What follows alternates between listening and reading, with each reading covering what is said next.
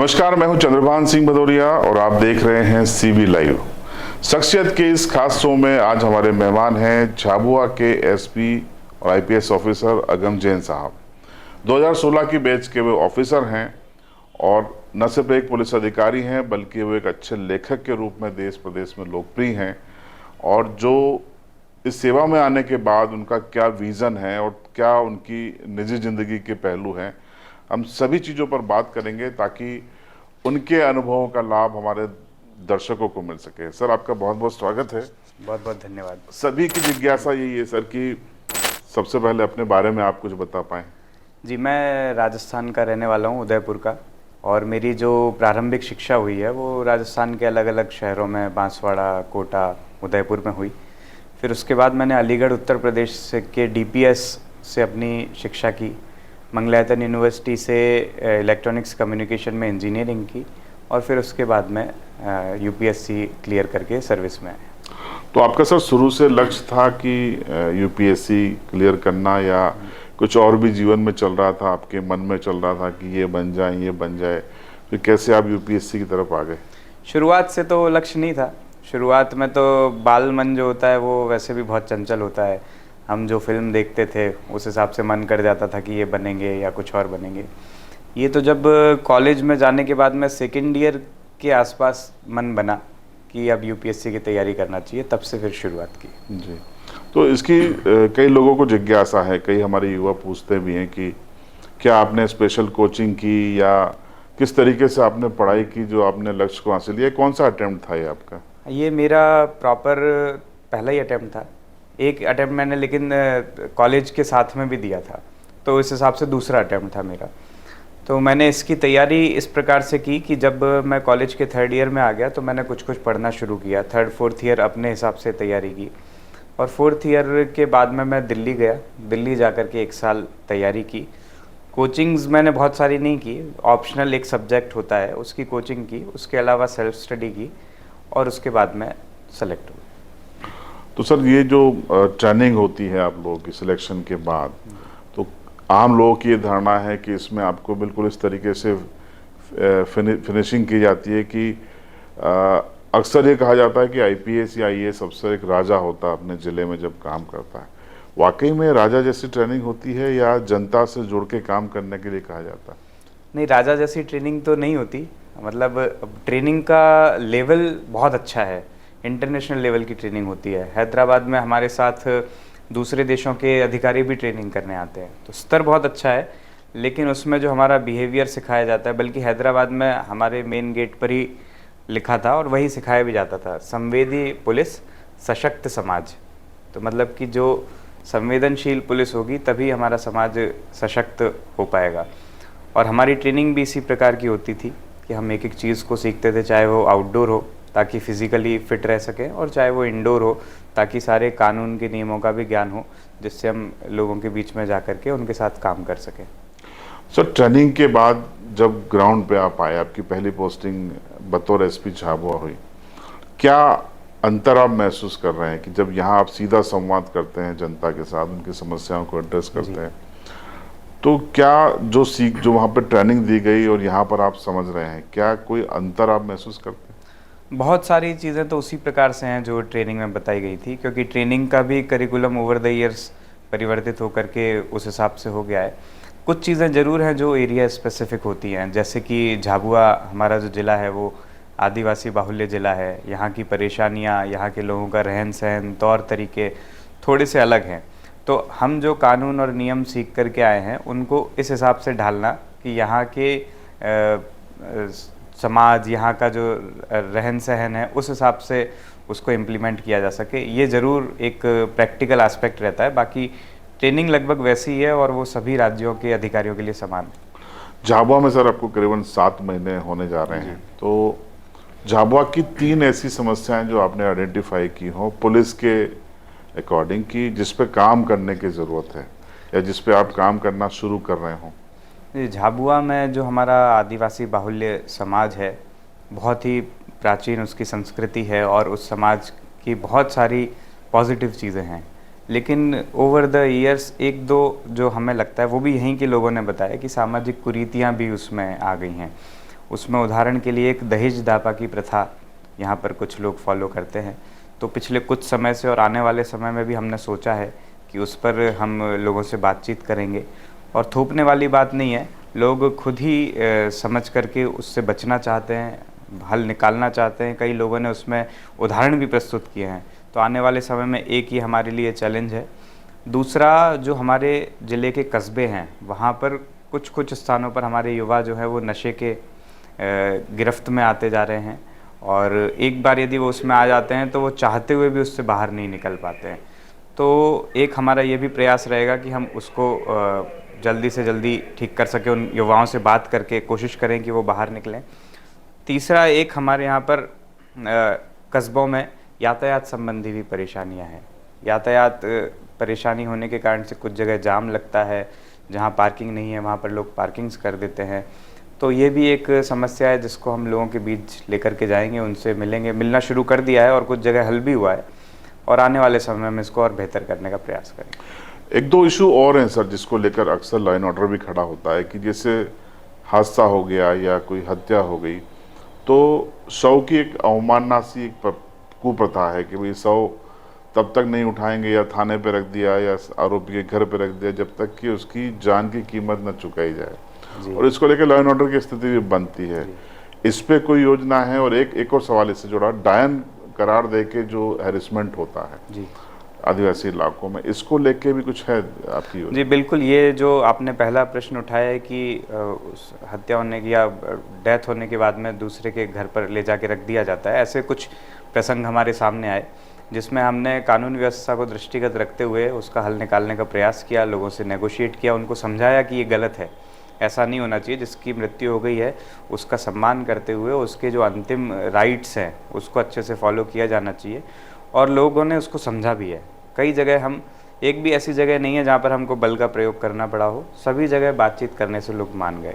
एक आध स्थान जरूर ऐसा था जहाँ पर हमको उनके विरुद्ध FIR करनी पड़ी, और वैधानिक रूप से थोड़ा फोर्सफुली भी बताना पड़ा कि यदि आप नहीं मानेंगे तो हमको नियम कानून का सहारा लेकर के भी उस बात को मनवाना पड़ेगा।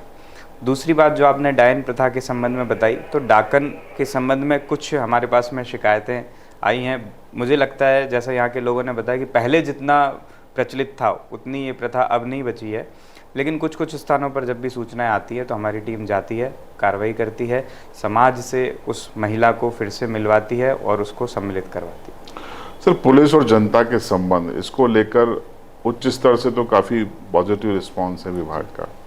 अक्सर आरोप लगते हैं थाने चौकी स्तर पर जनता से सकारात्मक संबंधों को लेकर रुचि कम होती है पुलिस की। तो ये संबंध मधुर हों और कानून व्यवस्था के लिए पॉजिटिव हों, इसके लिए कोई प्रयास? जी, बहुत आवश्यक है।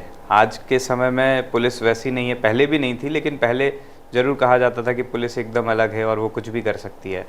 वैसा नहीं है, हमें फ्रेंडली, लोगों से बातचीत करने वाला और एक्सेसिबल होना ही चाहिए, और उसके लिए हम लोग लगातार ट्रेनिंग्स करते हैं, सारे अधिकारियों को बताते भी हैं, और कड़े कदम उठाने के रूप में यदि शिकायतें आती हैं तो हम उन पर वैधानिक कार्रवाई भी करते हैं। एक दो घटनाओं में उनको सस्पेंड भी किया है।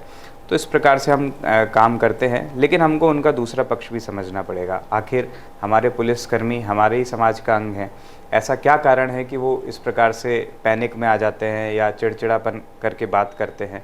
तो कई बार ये भी समझ में आया कि उनके घर परिवार में कोई ऐसी स्थिति थी, या वो स्ट्रेस में स्वयं थे, या फिर उनका ड्यूटी का ऐसा समय था कि वो उस समय उस घटना को सही से डील नहीं कर पाए। तो उसको लेकर के भी हम लोग ट्रेनिंग कर रहे हैं, उनकी पारिवारिक समस्याओं को भी समझ रहे हैं। कोई अनावश्यक रूप से अपने घर से बहुत ज़्यादा दूर पदस्थ है तो भी हम कोशिश कर रहे हैं कि उसको उसके कंफर्ट जोन में पोस्ट किया जाए ताकि वो अच्छे से काम कर सके। अब सर, आपकी दूसरी जो विधा है आपके पास, उस पर सवाल करते हैं। आप लेखक कब बन गए? क्या आपकी कुछ किताबें बाजार में हैं, कभी गांव कभी कॉलेज, UPSC के लिए भी आपने कुछ किताबें लिखी हैं। तो सेवा में आने के बाद आप लेखक बने या उसके पहले से लेखक हैं? पहले तो मैं बहुत कम लिखता था, जब आंसर राइटिंग ही ज़्यादा होती थी क्योंकि एग्ज़ाम की तैयारी कर रहे थे। उसके बाद में सेलेक्ट होने के बाद में धीरे धीरे लिखना शुरू किया, और उसकी शुरुआत भी एक अजीब सी कही जा सकती है कि जब हम ट्रेनिंग में थे तो हमको एक टास्क मिला था कि आप, एक प्रतियोगिता थी, प्रतियोगिता में हमको लिखना था कि एक दूसरी महिला अधिकारी है। और यदि आप चाहते हैं, ये तो व्यंग्यात्मक था कि यदि आप चाहते हैं कि आप उनसे शादी करें तो आपको उनके लिए प्रेम पत्र लिखना है। तो एक काल्पनिक विषय था जिस पर लिखना था, तो कई लोगों ने उसमें लिखा, तो उसमें हमने भी एक एंट्री दे करके लिखा और वो सभी लोगों को पसंद आया वहाँ पर। तो जब वो पसंद आया तो फिर उसकी कड़ी पर कड़ी जुड़ती चली गई और थोड़ा सा व्यंग्य या हास्य रस में थोड़ा सा लिखना शुरू किया और फिर उसके बाद में वो आगे बढ़ता चला गया। तो कभी गांव कभी कॉलेज, ये जो आपकी किताब है एक पूरी परिकल्पना है, तो ये कैसे आपके दिमाग में आया कि इसको लिखा जाए? ये मेरे दिमाग में इसकी कहानी तो बहुत समय से चल रही थी, लगभग 3-4 साल से इसकी कहानी चल रही थी, धीरे धीरे पकती जा रही थी। लेकिन इसको लिखने की शुरुआत हुई जब मैं इंदौर में पदस्थ था और उस समय कोविड का पीरियड था। तो कोविड का पीरियड होने के कारण, लॉकडाउन होने के कारण सुबह शाम को ऐसा समय मिल जाता था कि जब आप फ्री हैं, अपने घर पर ही हैं, तो सुबह जल्दी उठ करके 5 साढ़े 5 बजे उठ करके मैं 1-1.5 घंटा लिखता था, रात में लेट नाइट लिखता था। तो ऐसे करके 4-5 महीने तक लगातार लिखते लिखते वो कहानी पूरी हुई। एक यूपीएससी के लिए आपकी बुक मार्केट में है और काफ़ी चर्चाएं हैं। ये इसके बारे में थोड़ा सा बताइए कि इसमें क्या कंटेंट है? हाँ, ये डिकोड यूपीएससी करके इंग्लिश में है और उसी को हिंदी अनुवाद किया है तो वो मिशन यूपीएससी करके आई है। ये एक दिन या 2-5 महीने में लिखी हुई किताब नहीं है। ये जब मैं सेलेक्ट हुआ तब से लेकर के मेरे ट्रेनिंग पीरियड और ट्रेनिंग पीरियड के बाद में जब शुरुआती 2-3 पोस्टिंग्स हुई, तब तक के 4-5 सालों का मेरा पूरा अनुभव और मैंने कैसे तैयारी की उसको पूरा मैंने लिखने की कोशिश की है।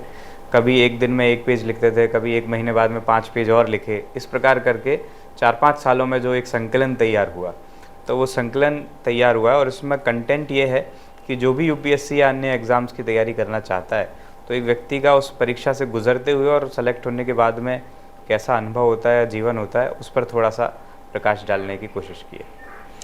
तो आपको हम ये बता दें कि कभी गांव कभी कॉलेज, ये किताब आपको अगर पढ़ना है तो फ्लिपकार्ट और अमेजन पे उपलब्ध है। और डिकोड यूपीएससी या मिशन यूपीएससी, ये भी आप अमेजन और फ्लिपकार्ट से ले सकते हैं। डिस्क्रिप्शन में इस इंटरव्यू के हम आपको उसका लिंक शेयर करेंगे। तो ये जो आपकी विदा है, 2 किताबें आपकी मार्केट में, जो मेरी जानकारी में, अभी कुछ और चल रहा है प्लानिंग की? दिमाग में तो कुछ चीज़ें हैं, लेकिन अब आने वाले समय में जैसा अवसर मिलेगा। लेकिन एक चीज़ झाबुआ में आने के बाद में मुझे बहुत अच्छी लगी कि यहाँ का जो हमारा कल्चर है, संस्कृति है, वो बहुत ही विशेष है और कुछ लोगों ने उसके बारे में पहले लिखा है। मुझे यहाँ आकर के उनको पढ़ने का अवसर मिला, बहुत ही अच्छे से उन्होंने उस चीज़ को उकेरा है। और जो मैं देख पाता हूँ, मैं भी सोचता हूँ कभी कभी कि जब फील्ड विज़िट में जाते हैं या यहाँ के लोगों से मिलते हैं, तो उन चीज़ों को मैं भी अपने नज़रिए से कभी लिख पाऊँ, लिपिबद्ध कर पाऊँ, तो बहुत अच्छा रहेगा। तो दिमाग में अभी चल रहा है, आने वाले समय में कैसे घटित होता है अभी से तो कहना मुश्किल है, लेकिन कोशिश है कि यहाँ के संस्कृति पर, यहाँ के रहन सहन पर भी थोड़ा बहुत कुछ लिखा जा सके। मैंने आपकी फेसबुक पोस्ट देखी थी, आपने गल पे लिखा है, आपने भगोरिया पे लिखा है, तो उनकी संस्कृति को आप नज़दीक से जाकर देखने की कोशिश करते हैं। कैसी जीवन शैली लगी आपको आदिवासियों की? यहाँ की जो जीवन शैली है बहुत ही प्रेरणादायक है। यहाँ के लोगों से भी मैंने सुना और आपने भी कुछ उस पर वीडियो बनाए हैं, उसके माध्यम से भी हमने जानने की कोशिश की। 2-3 चीज़ें तो मुझे यहाँ पर बहुत अच्छी लगती है। वैसे बहुत चीज़ें हैं, लेकिन यदि गिनाया जाए तो एक तो ये कि यहाँ के लोग बहुत मेहनतकश हैं, मेहनती लोग हैं और मेहनत करके ही खाते हैं। ऐसा नहीं है कि सिर्फ एक ही जगह पर रह रहे हैं। मतलब जिस दिन शुरू हुआ है तो वो अगले दिन जब सोएंगे तो वहाँ से कुछ करके ही आगे बढ़ करके ही सोएंगे। दूसरी चीज़ जिस बात को बहुत लोग भी कह चुके हैं, वो ये है कि यहाँ का एक तरह से जो हम जैन दर्शन में हमारा एक अपरिग्रह का सिद्धांत है, आपने यदि सुना हो तो। अपरिग्रह का सिद्धांत मतलब कि बहुत ज़्यादा जोड़ने पर भरोसा नहीं है। आने वाले समय के लिए, आने वाली पीढ़ियों के लिए बहुत सारा जोड़ करके रख लिया, उस पर भरोसा नहीं होना। तो वो यहाँ पर भी मुझे लगता है कि आज का दिन और आज हम कैसे रह रहे हैं उस पर बहुत आनंद से वो रहते हैं, बहुत निर्भर होकर के रहते हैं। आने वाले समय की बहुत परेशानी, चिंता, टेंशन, तनाव, ये उनमें देखने को नहीं मिलता है। तीसरी चीज़ एक ये स्वास्थ्य संबंधी भी मुझे लगी कि जो हमारी जो शहरी बीमारियां हैं वो उन तक नहीं पहुंची हैं, जैसे एंजाइटी, स्ट्रेस, डिप्रेशन, हार्ट संबंधी, डायबिटीज़ संबंधी। तो उनका खान पीन, रहन सहन और मेहनत के कारण से स्वास्थ्य संबंधी वो परेशानियां उन तक नहीं पहुंची हैं। तो ये कुछ उनके जीवन शैली से संबंधित अच्छी बात है। आपकी एक फेसबुक पोस्ट थी एक बच्चे के साथ, जी। उसमें कैप्शन कुछ ये था कि क्या पुलिस से डरना चाहिए, तो शायद उस बच्चे ने कहा कि मैंने कुछ नहीं किया तो नहीं डरना चाहिए। जी। वो प्रसंग क्या था? तो वो प्रसंग ये था कि हम अंतरवेलिया से मेहंदी खेड़ा तरफ जा रहे थे। तो अंतरवेलिया गांव में जब हम अंदर की ओर मुड़ रहे थे, एकदम गोधूली वेला जिसको कहा जाता है कि संध्या हो गई थी, रात होने वाली थी, लोग भी अपने अपने जगह निकल रहे थे। तो तिराहे पे एक बच्चा और कुछ लोग हमको मिले, हम उनसे चर्चा कर रहे थे कानून संबंधी भी और रहन सहन संबंधी भी, कोई दिक्कत तो नहीं है, चोर वगैरह तो नहीं आते हैं, महिलाएं रात में शाम को घूम सकती हैं कि नहीं। तो वो बच्चा वहाँ खड़ा था और क्योंकि मैं वर्दी में था तो वो देख भी रहा था कि भाई पुलिस वाले गांव में आ रहे हैं। तो इसलिए मैंने उससे पूछा कि क्यों तुमको पुलिस से डर लगता है? तो बोले कि मैंने कुछ गलत किया है जो डर लगेगा मुझे। तो वो उसने इतना इंस्टेंटली और तपाक से जवाब दिया कि वो सुनकर के बहुत अच्छा लगा कि हम भी यही चाहते हैं कि पुलिस की यही इमेज हो कि जब हम लोगों के बीच जाएँ तो लोग घर में ना घुसें, क्योंकि जिसने गलत नहीं किया वो तो हमारे साथ ही है। हम चाहते हैं कि आप भी हमारा साथ दें और जो लोग गलत कर रहे हैं उन तक हम पहुँचें। लेकिन आमतौर पे कभी कभी ये देखने में आता है कि हम जाते हैं तो लोग कोशिश करते हैं कि इनसे बात मत करो, या जिससे मिल रहे हैं मिलने दो, अपन अपना अंदर हो जाओ। तो उस बच्चे की बात सुन करके मुझे बहुत अच्छा लगा और फिर वो मैंने उसको, और उस समय कोई वहाँ पर था तो उसने वो फ़ोटो भी संयोगवश खींच लिया, तो वो फ़ोटो उस घटना का स्मरण करा देता है। सर, नशे की आपने बात की थी, जो आपने 3 बिंदु बताए थे जिस पे काम करना चाहते हैं आप, तो क्या कोई विज़न या कोई डिज़ाइन जिसके आधार पे पुलिस उसको रोकना चाहती है?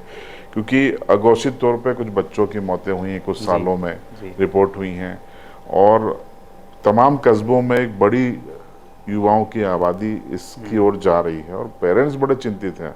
दिक्कत ये है कि जब तक उनको पता चलता है, जब तक वो बच्चा गिरफ्त में आ चुका होता है, तो क्या एक गैंग की कमर कैसे टूटेगी?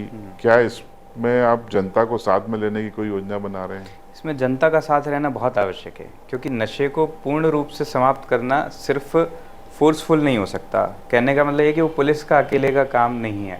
इसमें 2 लोगों की बात मैं उद्धृत करना चाहूँगा। एक तो केंद्रीय गृह मंत्री जी अमित शाह जी ने कहा था कि जो व्यक्ति नशा कर रहा है वो आरोपी नहीं है, उसको पीड़ित की तरह देखा जाए। वो खुद एक पीड़ित है, हमको उस नज़र से देखना है कि इसको हमें बाहर निकालना है। और दूसरी चीज़, अपने माननीय मुख्यमंत्री जी ने उस बात को कहा था जब हम भोपाल जाके बैठक हुई थी, तो उसमें उन्होंने कहा था कि जितने ज़्यादा ज़िलों में नशा मुक्ति केंद्र खुल सकें उसको खोलने की तैयारी करनी चाहिए। तो संभवतया भोपाल स्तर पर उसकी तैयारी चल भी रही होगी। तो मैं इसमें ये कहना चाहता हूँ कि एक तो जो व्यक्ति नशे की गिरफ्त में आ गया है उसको हमें नशा मुक्ति केंद्र तक पहुँचाना बहुत आवश्यक है। दुर्भाग्यवश अभी हमारे यहाँ झाबुआ में नहीं है, आने वाले समय में अवश्य ही होगा। तो नशा मुक्ति केंद्र में यदि व्यक्ति 3-4 महीने रहता है तो 70-80% संभावना होती है कि बाहर आने के बाद में वो पुनः उस गिरफ्त में नहीं जाएगा। दूसरी चीज़, नशे जो पुलिस का काम है, अब मैं आपको वो बताता हूँ कि पुलिस का काम ये है कि वो नशे की सप्लाई कस्बे में हो कहाँ से रही है। वो व्यक्ति ले रहा है, वो पीड़ित है, ये तो हम समझ गए, लेकिन उसको मिल कहाँ से रहा है? वो व्यक्ति तो पीड़ित नहीं है, वो तो आरोपी है, वो कहाँ से लेकर के आ रहा है? इसको हमें ढूंढना शुरू करना पड़ेगा। उसकी हमने तैयारी भी कर ली है। हमारे जो अधिकारी हैं वो लोगों से मिल करके कुछ नाम चिन्हित कर रहे हैं कि जो लोग इस तरह का व्यवसाय करते हैं, बाहर से लेकर के आते हैं और यहाँ बेचते हैं, उन सप्लायर्स पर हम धीरे धीरे कार्रवाई करना शुरू करेंगे। तो एक समाज का हमको सहयोग मिले कि वो लोगों को बैठ करके नशा ना करने दें। दूसरे विभाग का सहयोग मिले कि मुक्ति केंद्र में हम उनको भेज सकें तो तत्काल उनका इलाज हो सके।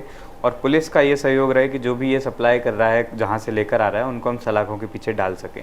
तो ओवरऑल यदि इसमें हम करेंगे तो निश्चित ही नशे से हम मुक्त कर पाएंगे। तो सप्लाई चेन को डिस्ट्रॉय करना होगा, आवश्यक है। हाँ, हमारे दर्शक सर आपका पूरा इंटरव्यू देखेंगे। अंतिम सवाल नहीं है, बल्कि अगर कोई आप संदेश देना चाहें तो। जी, मेरा तो कोई संदेश तो ऐसा है नहीं कोई, लेकिन मैं ज़रूर आप सबसे ये साझा करना चाहूँगा, क्योंकि मुख्य रूप से हमारे आदिवासी भाई बहन इसको देखेंगे तो उन सब के लिए मैं अपनी बात यही रखना चाहूँगा कि हम सबको मिलकर के अपने जो भी अंचल है, हमारा जो अंचल है, उसको हमें बहुत आगे लेकर के जाना है। उसमें कोई एक व्यक्ति ही काम करे आवश्यक नहीं है, हम सब मिलकर के करेंगे तभी हम उसको बहुत आगे ले जा पाएंगे।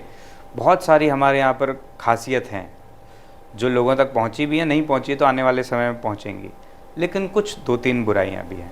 और वो बहुत बड़ी नहीं है। यदि हम सब मिल कर के लगेंगे तो हम निश्चित ही उस पर काबू कर सकते हैं। कोई बाहर से आकर के व्यक्ति करवाएगा तो वो सफल होना भी मुश्किल है और वो ऊपर से थूकने जैसा भी लगता है। लेकिन हम सब मिल कर के यदि उसको करेंगे, हमारे लोग ही पहचान करके उसको करेंगे, तो हम निश्चित ही बहुत उसमें अच्छे हो सकते हैं। उसमें मैं ज़रूर 1-2 बातें गिनाना चाहूँगा। एक, जैसे मैंने दहेज दापा का आपको गिनाया, आपने डाकन प्रथा का बताया। एक अपने यहाँ पर क्योंकि वाहनों की अधिकता होती जा रही है, उसके कारण से एक्सीडेंट्स में डेथ बहुत हो रही हैं, जो कि बहुत ही दुख की बात है कि बड़े शहरों में या कस्बों में उतनी डेथ नहीं होती जितने कि गांव में डेथ होती हैं। तो हम सबको अपने युवाओं को मोटरसाइकिल देने के साथ में ज्ञान भी देना चाहिए कि भाई तेज़ चलाने की ज़रूरत नहीं है, आधा घंटा घर लेट आओगे तो भी कोई दिक्कत नहीं है। और एक व्यसन के तौर पर यदि देखा जाए तो कुछ युवा साथी हमारे नशे में, जैसे अभी हमने चर्चा की, और शराब में चले जाते हैं।